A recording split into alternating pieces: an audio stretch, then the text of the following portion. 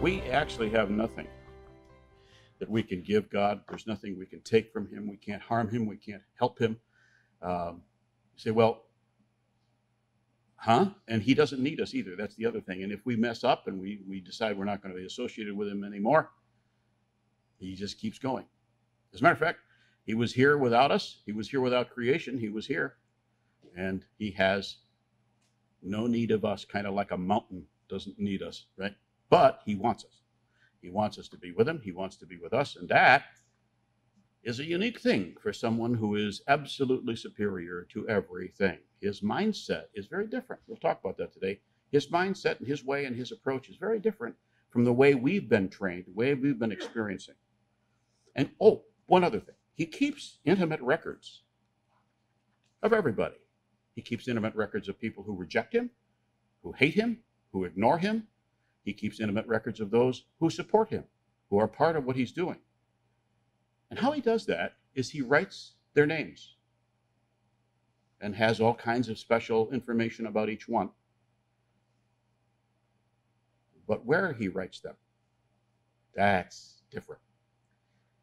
If he writes your name, you want him to write it where he writes for his people.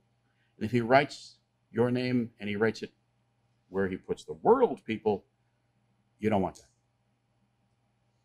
So, our theme today on this is God writes your name in heaven.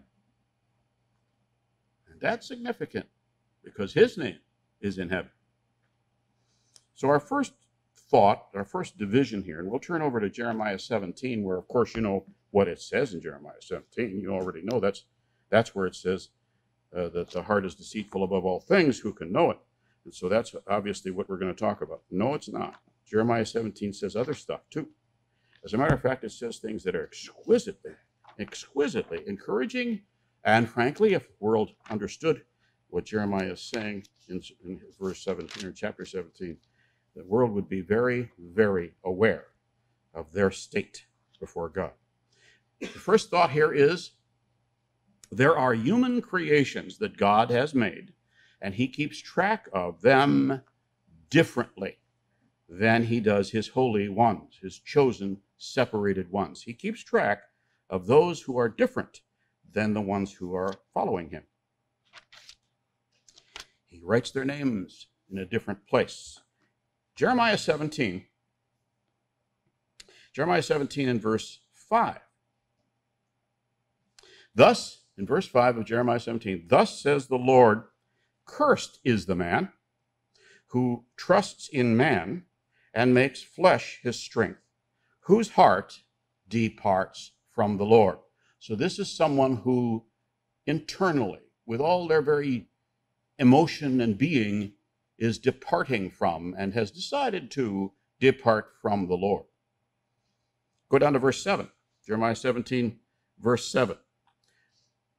Blessed is the man who trusts in the Lord and whose hope is in the Lord. Now, as you understand, we've known this for a while, and that is that in Hebrew, contrasts like this are extremely important because it shows that here's God's approach to one kind of behavior, and here's God's approach to a completely opposite kind of behavior. So in verse 5, it's those who depart from the Lord. In verse 7, it's those who trust in the Lord. And then verse 12. Jeremiah 17, verse 12. A glorious high throne. Verse 12. A glorious high throne. From the beginning is the place of our sanctuary. So there's a place where we are safe. There's a place that is sanctuary. There's a place the world can't get to us. And that's a glorious high throne. Verse 13. O Lord, the hope of Israel, all who forsake you shall be ashamed. Those who depart from me shall be written in the earth, because they have forsaken the Lord, the fountain of living waters. That last phrase is highly significant in the New Testament, the fountain of living waters. It's extremely important to know that in the concept of writing those who depart from the Lord in the earth, writing their name in the earth, and designating that they are part of the dust and the earth and the clay instead of in heaven, which we will see in a second, it's attached to those who have departed from the fountain of living waters. Huh. This is in the Old Testament, but it says it in the New. So the first thought is that there are human creations of God who have departed from God, and they are recorded differently than the holy ones. Then our second thought is that God keeps intimate records of his holy ones. And the way he says that is highly significant. So that's in Revelation 13, among other places. It's in Revelation 13. Let's turn back there. Revelation 13. We don't need to go to the Old Testament for this, although we could, but Revelation 13.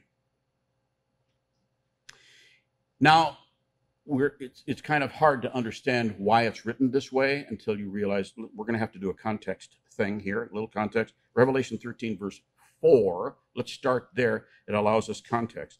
Revelation 13, verse 4. So they worshiped, speaking of those who have departed from the Lord, they did worship the dragon who gave authority to the beast, and they worshiped the beast, saying, who is like the beast? Who is able to make war with him? This is basically worship. And he was given a mouth, speaking great things and blasphemies, and he was given authority to continue for 42 months, or 3 years and a half. And he opened his mouth in blasphemy against God, to blaspheme his name, his tabernacle, those who dwell in heaven. Blaspheming those who literally dwell in heaven. It was granted to him to make war with the saints and to overcome them. So there is a point where there is one who has departed from the Lord, leading those who depart from the Lord, making war against God's people. And authority was given him over every tribe and tongue and nation. And then verse 8. And he's got authority over all who dwell, in verse 8, all who dwell on the earth will worship him whose names have not been written in the book of life of the Lamb, slain from the foundation of the world. And if anyone has an ear to hear, let him hear. Well, you have an ear to hear this. So there's a place where your name, if you're not departing from the Lord and following the beast and the false prophet, your name is written in the Lamb's book of life. Okay? So that's the second thought. Your name is written in heaven. And we'll see that actually said specifically. But it's in the Lamb's book of life as opposed to a book about death. And then our third thought is that the records of those who depart from the Lord will be temporary.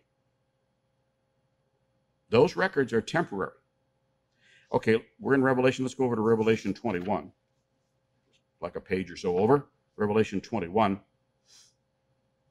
And we all know this verse, but now when you apply it to the fact that the earth has people's names written in it as if this is their source, this is their citizenship, this is their place, this is where their value is. It's in the dirt, it's in the dust, it's in the clay of the earth. All right?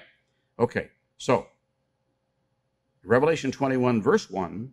Now I saw, verse 1, I saw a new heaven and a new earth, for the first heaven and first earth had passed away, and there was no more sea. Well, now, if your name is written in something that's gone, the record of you is gone. The intimate records of those who choose to depart from the Lord, those records are temporary. Since there's no longer going to be an old earth, there'll be a new earth, those records are gone. So it's quite a slight to realize, number one, you are recorded as being of the earth and earthy. And also, that's not a permanent record. So there is, in God's writing, an eternal record of those who choose not to depart from him. And we'll see that in two places. It's important to see it because it's a bit hidden from the Word. First is Luke 10. Let's turn back to Luke 10.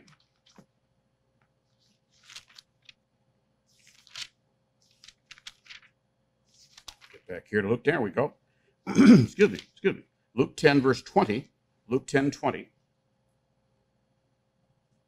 And this is where we find where your name, as long as you are not departing from the Lord, where your name is written and what that means. We'll find that out too. Luke 10, verse 20. Nevertheless, do not rejoice in this, that the spirits are subject to you, speaking. This is Christ speaking. Don't rejoice that the spirits are subject to you. You're casting demons out. But rather rejoice because your names are written in heaven. Now, it's important to know that's significant to that society. And here's why. Go back to Philippians 3. That's highly significant to that society. As long as we understand how it was significant, it'll be significant to us. Philippians 3, go back to Philippians 3, and we'll see something we've seen thousands of times. But now it has a different context. Philippians 3, verse 20. Philippians 3:20. It depends on the translation. It might say conversation. It might say citizenship. Philippians 3, verse 20. Your conversation, your citizenship is in heaven. Okay, so your name is written in the Lamb's Book of Life. Your name is written in heaven, and your citizenship is in heaven. Why is that significant to that society? Here's why. From Robert Jameson and Fawcett and Brown, a commentary. Anciently, free cities had a roll book, and it contained the names of all those having the right of citizenship in that city.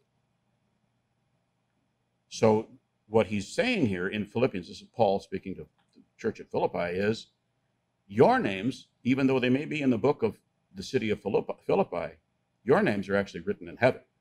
You're not part of the earth now. Your citizenship, your reality, your place is not of the earth.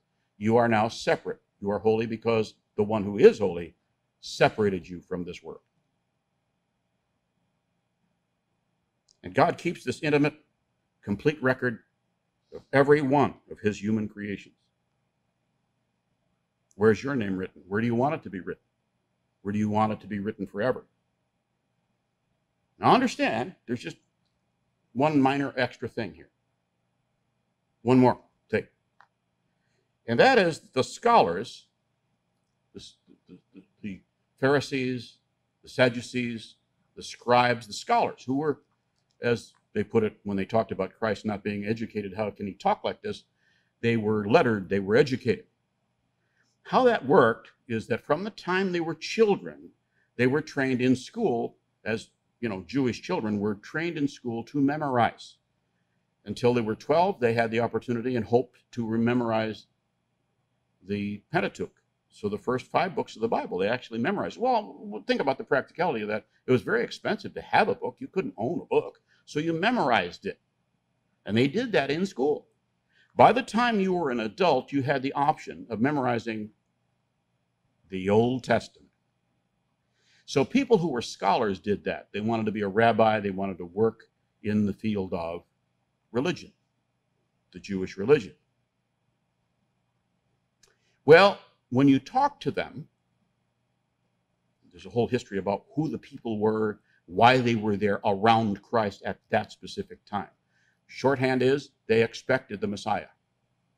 The Pharisees knew it, Sadducees knew it, the people knew it. The people were highly educated too. The people were highly educated too, meaning many of them had memorized the Old Testament.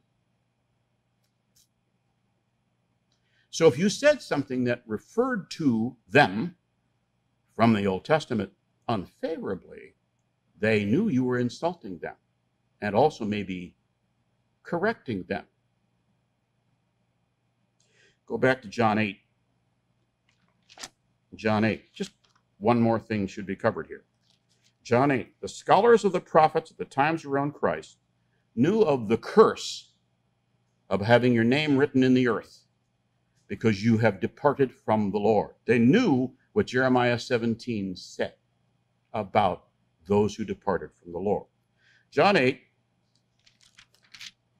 verse 4. John 8, verse 4. And they said to him, Teacher, this woman was caught in adultery, in verse 4, in the very act. Verse 5, now Moses in the law commanded us that each of these people should be stoned. What do you say? And this they said, of course, testing him, that they might have something of which to accuse him. But Jesus stooped down and wrote on the ground with his finger. It's significant he did this twice, as though he did not hear them. So when they continued asking him, he raised himself up and he said to them, he who is without sin, let him cast the stone first. And again, he stooped down and wrote on the ground. And then those who heard it, being convicted by their conscience, why would that be? Went out one by one, being the oldest even to the last, and Jesus was left alone, and the woman standing in the midst. Why would they be convicted by their conscience? It's because they knew what Jeremiah 17 said. He was writing either Jeremiah 17 or their names. We don't know, but one of the two. And what's important about this is they knew, he knew their sins. And if, while working with God, we think we're correct about our state before him, if you were to find that he's writing your name in the earth instead of a heaven, what are you supposed to do? John 8, verse 10. John 8:10. When Christ had raised himself up and saw no one but the woman, he said to her, Woman, where are those accusers of yours? Have they not being here to condemn you? And she said, No one. No one's here, Lord. And Jesus said to her, Neither do I condemn you. Go and, very important, sin no more. And Jesus spoke to them again, saying, I am the light of the world. And he who follows me shall not walk in darkness, and shall have the light of life. So what we see here is something that may have been masked from the world. And this is what he was doing. He was talking to people who knew that the Messiah would come and reveal their sin, and they didn't want any part in this. And we've discovered that God has human creatures creations of his that have rejected him. And he keeps track of them differently by writing their name in the earth. And we've also covered that God keeps intimate records of his holy ones by writing their names in heaven, and their citizenship is there. And the records of those who depart from the Lord will be temporary. Our citizenship, therefore, our place, our name, our existence is no longer merely of the dust and clay of the earth. We are not of this world. We're in it, not of it. Our citizenship is in the book of life of the Lamb. And it's the record for our citizenship, and it's placed and named in and centered by and for heaven.